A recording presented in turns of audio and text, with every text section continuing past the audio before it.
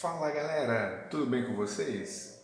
Nós vamos dar continuidade aqui então e fazer aqui a correção e a resolução, na verdade, né?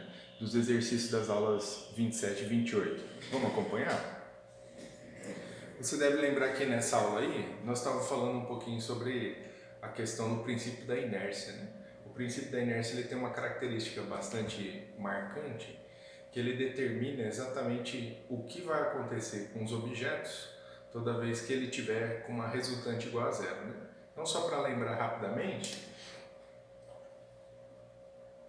nós vimos o seguinte, ó, que se a resultante que age sobre um corpo ela for igual a zero, o que vai acontecer, né? Pode acontecer só duas coisas. A primeira delas é que se a resultante for igual a zero e a velocidade também for zero, o objeto está parado. E se ele estiver parado, a tendência dele vai ser ficar parado. Essa daí é a condição de repouso que nós chamamos, né? No caso, a segunda coisa que pode acontecer é ele ter velocidade constante. Se essa velocidade ela for constante, ela vai ser diferente de zero, tá? E quando isso daí acontece, o que nós temos é que nós vamos ter aqui, ó, o movimento retilíneo e uniforme, ok? São essas aí as informações que nós tínhamos visto então durante as nossas aulas. Agora, nós vamos então passar para a resolução dos exercícios. O primeiro deles diz o seguinte, ó, o cinto de segurança e o apoio para a cabeça são itens de segurança indispensáveis nos automóveis. A respeito deles são feitas 4 afirmações.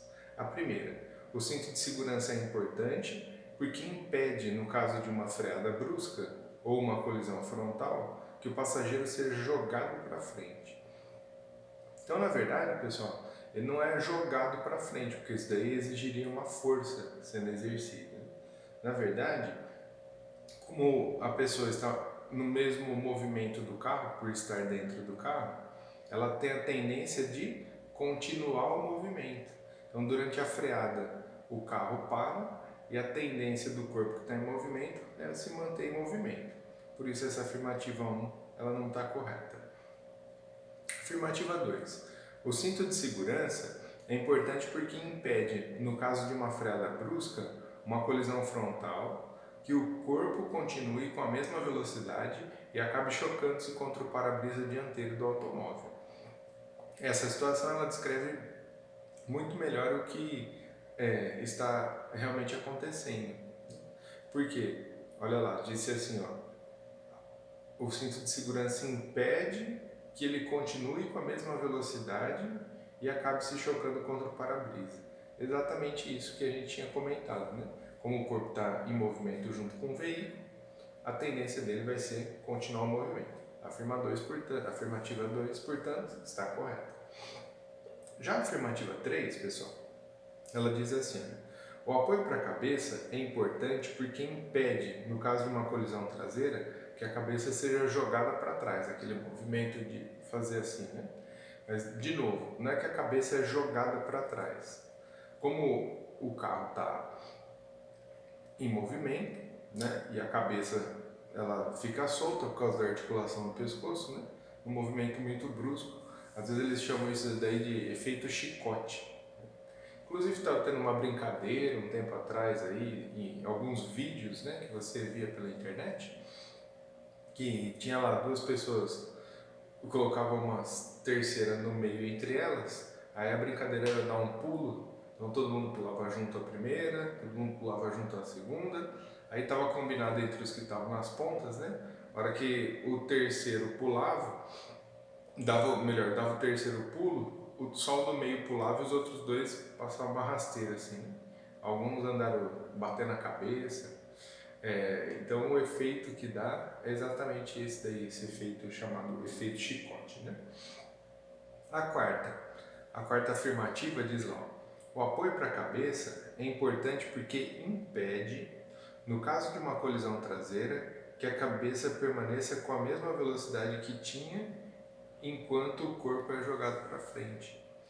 Isso, né?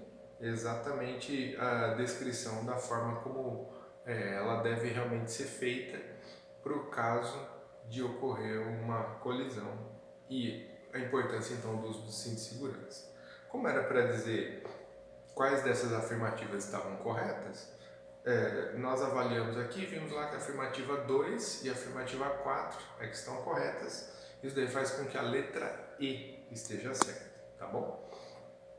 Muito bem. O segundo exercício diz o seguinte, olha, a física é dividida, para efeito de estudo, em várias partes. Uma das partes é a mecânica, que também é dividida em partes, sendo que a dinâmica é uma delas. A dinâmica tem por finalidade descrever o movimento de um corpo quando se conhecem sua velocidade inicial e as forças que agem sobre ele.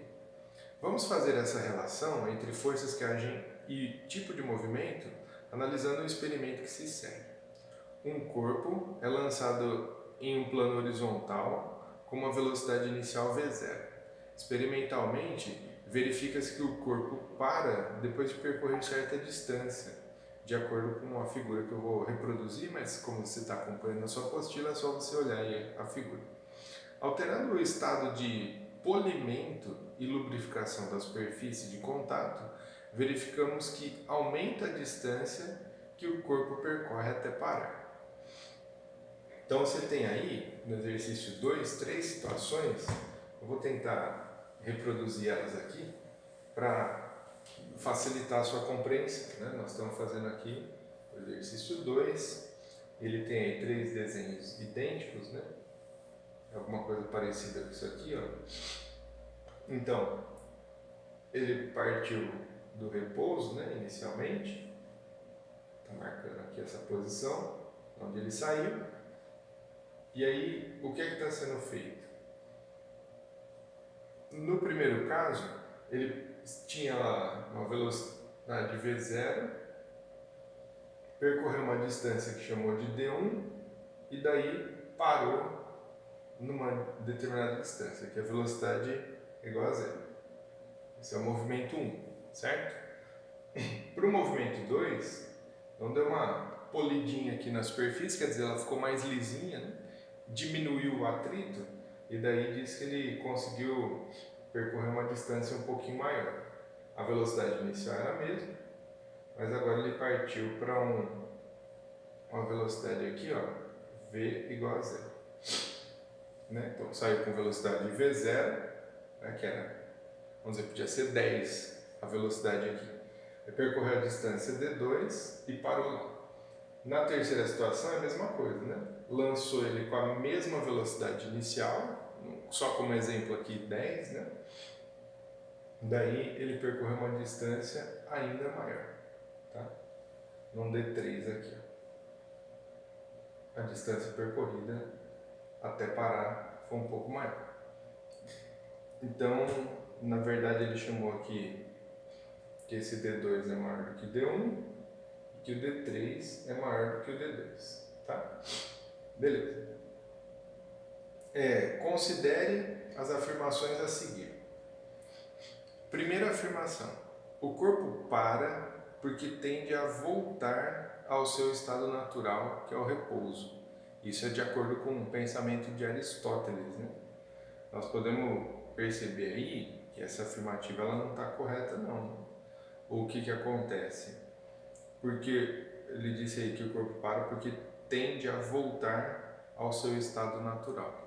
Nós vimos lá que pelas leis de Newton, a primeira lei diz, né, o princípio da inércia, que se um corpo está em repouso, ele tende a ficar em repouso, e se ele está em movimento, ele tende a ficar em movimento. Na verdade, ele está indo distâncias cada vez maiores aqui, porque você tem menor impedimento, menor restrição a que o movimento aconteça, né? Segunda afirmativa. O corpo para pela ação de uma força, que é o atrito, aplicada por outro corpo, que é o apoio. Essa é a ideia de Galileu Galilei. E é exatamente isso, né? Nós comentamos na aula que nós descrevemos a primeira lei de Newton. Na verdade, esse princípio da inércia ele foi incorporado como sendo uma lei de Newton, mas quem tinha pensado ele foi o Galileu. É exatamente essa ideia, né? A interação entre corpos gera força. No caso aí, a força de atrito é que está impedindo que o movimento continue e seja realizado. A afirmativa 2, portanto, está correta. Né? Já na afirmativa 3, se conseguíssemos eliminar o atrito, bem como qualquer outra força que se opõe ao movimento, o corpo não pararia nunca. Às vezes é um pouco difícil da gente imaginar porque a gente nunca viu isso, né? Mas a ideia é exatamente essa. Pense assim, ó, que essa superfície aqui, ela ficou perfeitamente lisa, polida, não tem nada que impede o movimento. Então, se ele partisse aqui com uma velocidade inicial, não diz lá, segundo a lei de Newton, ou melhor, a primeira lei, o segundo caso, né? Se ele tiver com velocidade constante, ele vai permanecer com velocidade constante se a resultante for zero. Quando você tira o atrito e não tem mais nenhuma força, é exatamente isso. A resultante ficou igual a zero e o móvel poderia se movimentar indefinidamente, beleza? Então é essa a ideia aí. Como também está pedindo para a gente marcar quais são as afirmativas que estão corretas, nesse exercício estão corretas a afirmativa 2 e 3, então seria a resposta letra C, ok? Muito bem.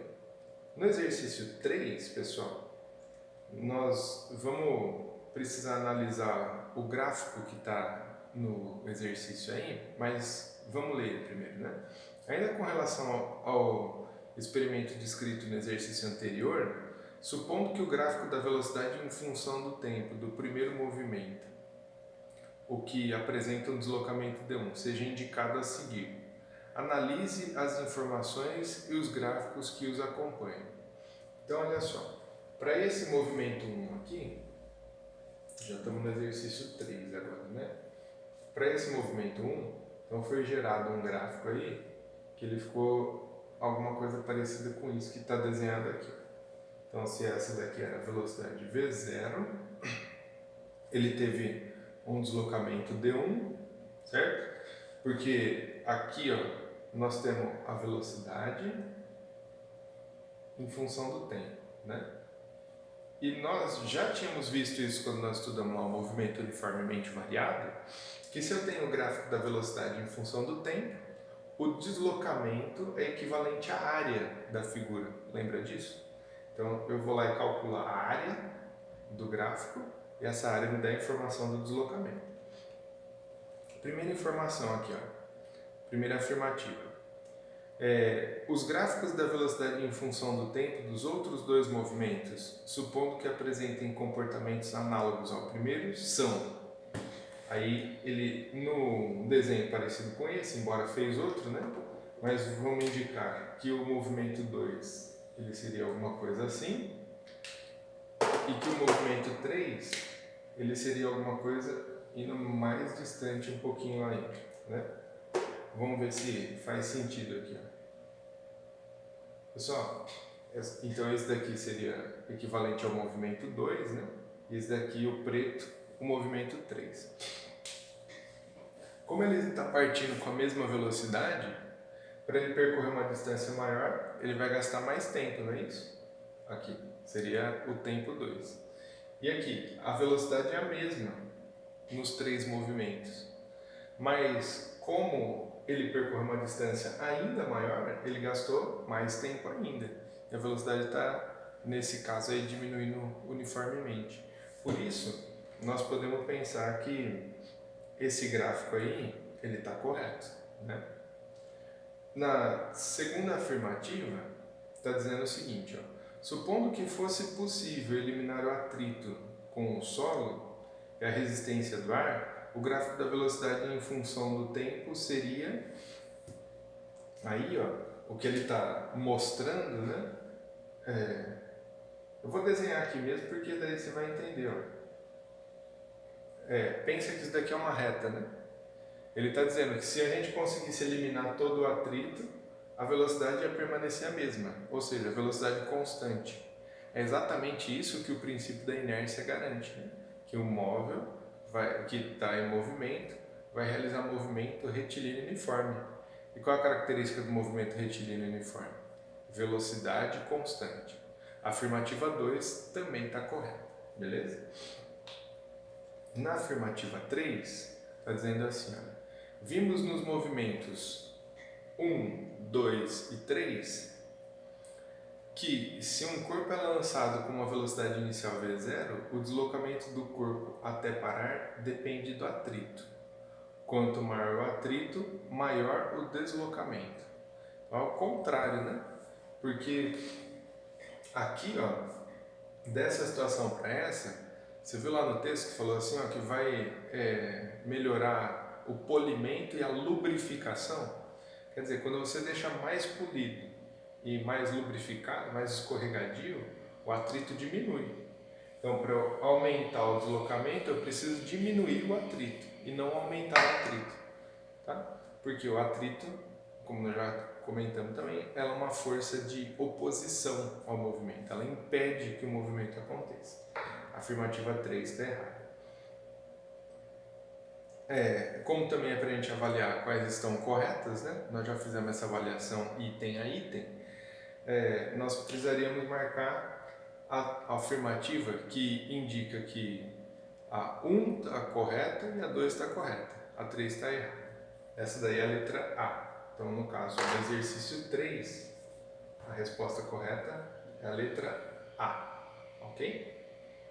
E o último exercício dessa aula, ele diz o seguinte, ó, uma nave espacial está em um ponto do espaço muito distante de qualquer outro astro, de modo que as atrações gravitacionais sobre ela são desprezíveis.